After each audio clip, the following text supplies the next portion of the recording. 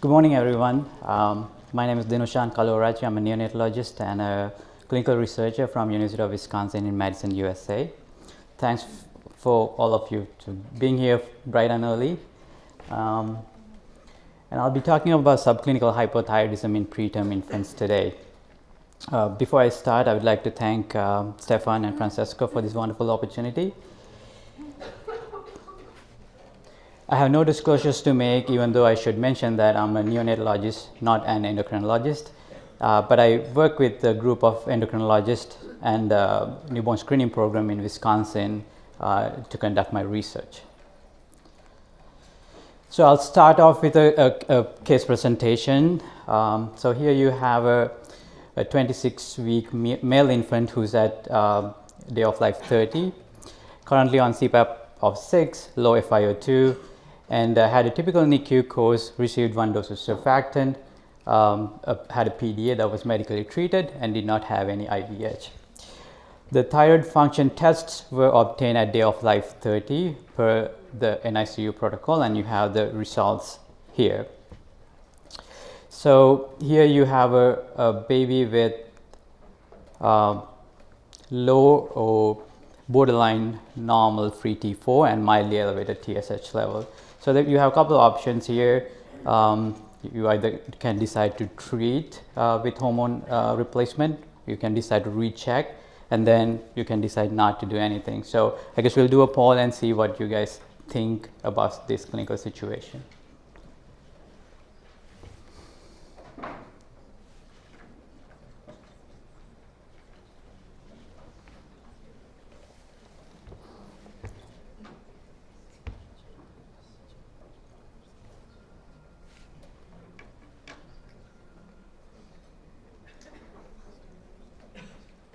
Yeah, so I think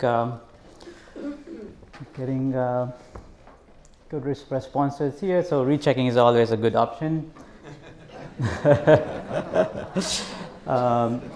Treatment.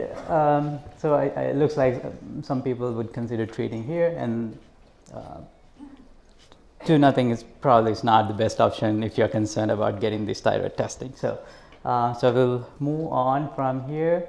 So let's talk a little bit about what's our diagnosis here.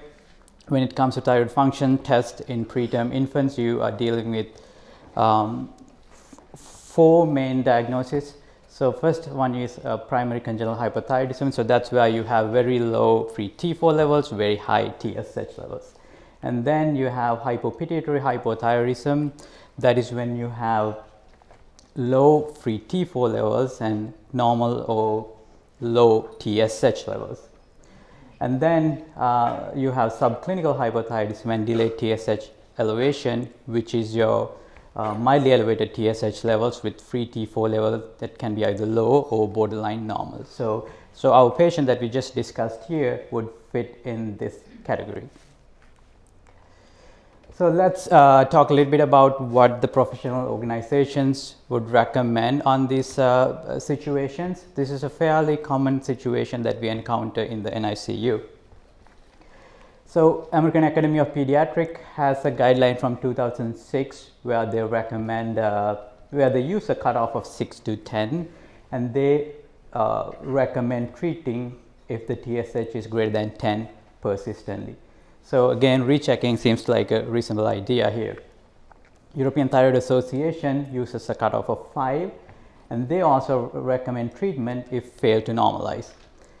European Society of Pediatric Endocrinology, which released their guideline in 2014, they use a cutoff of anywhere from 6 to 20, and they also recommend either rechecking or treatment after a discussion with the family.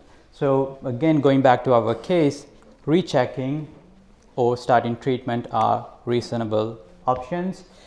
And then you can see there are different cutoffs used by different organizations. So when it comes to the thyroid function screening, we heavily rely on newborn screening programs to do that for us. There are multiple programs in the United States who require a repeat screening these days, and some programs, including Wisconsin, where I do research, and do serial screening, meaning multiple screenings in preterm infants.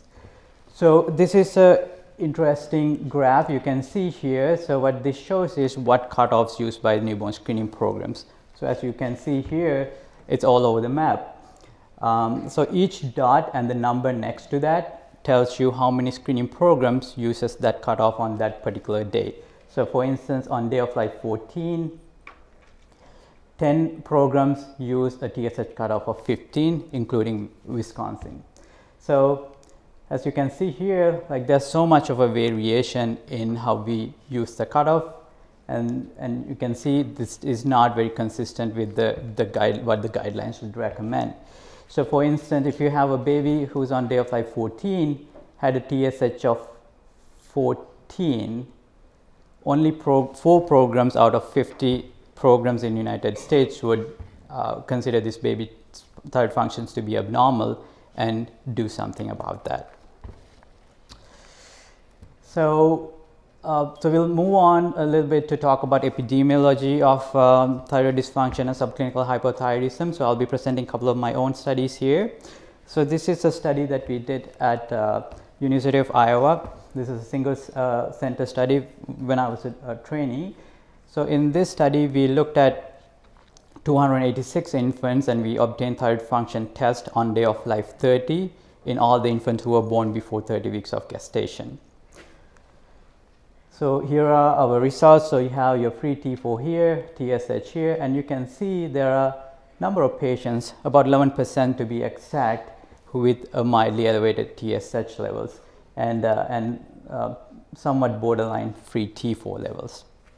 So out of this cohort, we diagnosed 26 infants with thyroid dysfunction, including 20 infants with subclinical hypothyroidism or delayed TSH elevation. So the incidence comes to about 1 in 14, which is about 7% of the population of this study cohort.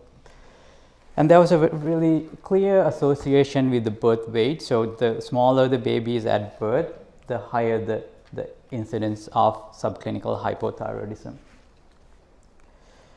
We replicated this data using a statewide cohort of preterm babies in state of Wisconsin. So in this study, we looked at all the babies born between 2012 to 2016, so 5 years worth of data, and little over 3,000 patients. And out of that, 49 were diagnosed with congenital hypothyroidism, including 4 with primary congenital hypothyroidism and 45 with delayed TSH elevation. So as I said earlier, we used a cutoff of 15, which is not really consistent with what the guidelines would recommend. So if you take the cutoff as 6 on their last newborn screening before they get discharged from their NICU, 484 infants had TSH greater than 6, as the AAP and the European Society of Pediatric Endocrinology would suggest.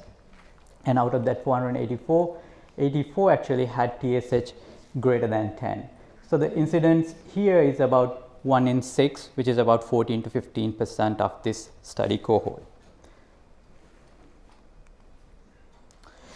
So the next question is, are we using the right cutoffs? So as you saw, there are multiple cutoffs used by multiple organizations, and then newborn screening programs use very different cutoffs. So what we did next was to create our own TSH reference ranges. So using that same cohort of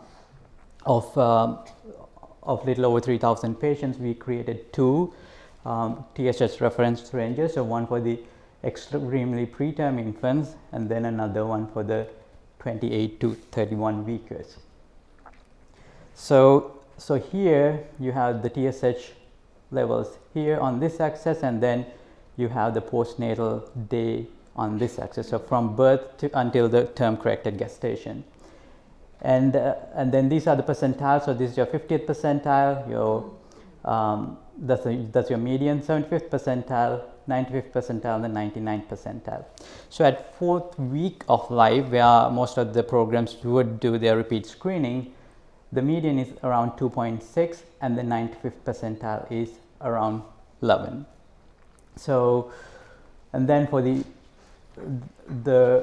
28 to 31 week group, The median again is about 2.5, but the 95th percentile is about 8.2. So we recommend using more of a physiological base specific guideline for individual preterm birth categories, and also you take into consideration about their postnatal age before you make a diagnosis. But only thing is you have to correlate these percentiles to their neurodevelopmental outcomes before you accept these as the standard. So this is something that we are doing right now. We are conducting a study correlating these percentiles to their long-term neurodevelopmental outcomes. So when we talk about neurodevelopmental outcomes, there's not great data out there, but from the small studies that we have, there's some association with the small head circumference and some association with the poor neurodevelopmental outcomes and the cerebral palsy, especially with the hypothyroidism. Again, we don't have great outcomes, so this is something again that we are working on at this point. When it comes to the natural history, again, we don't have great data out there, but from the limited data that we have, about 1/4 to 1/2 of the patients who are diagnosed continue to have permanent congenital hypothyroidism or hypothyroidopenia. So when it comes to the diagnosing and treatment of these patients, you have to weigh the pros versus cons. You have to consider the potential benefits of potentially improving their neurodevelopmental outcomes and overall long-term health outcome, including growth, versus the potential risks of overtreatment and medication side effects. And you also have to consider the potential parental anxiety here. So as you all know, thyroid hormones play a major role in cerebral maturation of the fetus and the young infants. And as we all know, the preterm infants are at greater risk of adverse neurodevelopmental outcomes. So paying great deal of attention to their thyroid hormones is very important, and I hope I convinced you on that. I'd like to thank my mentors and collaborators at University of Wisconsin and University of Iowa, and I would like to take any questions.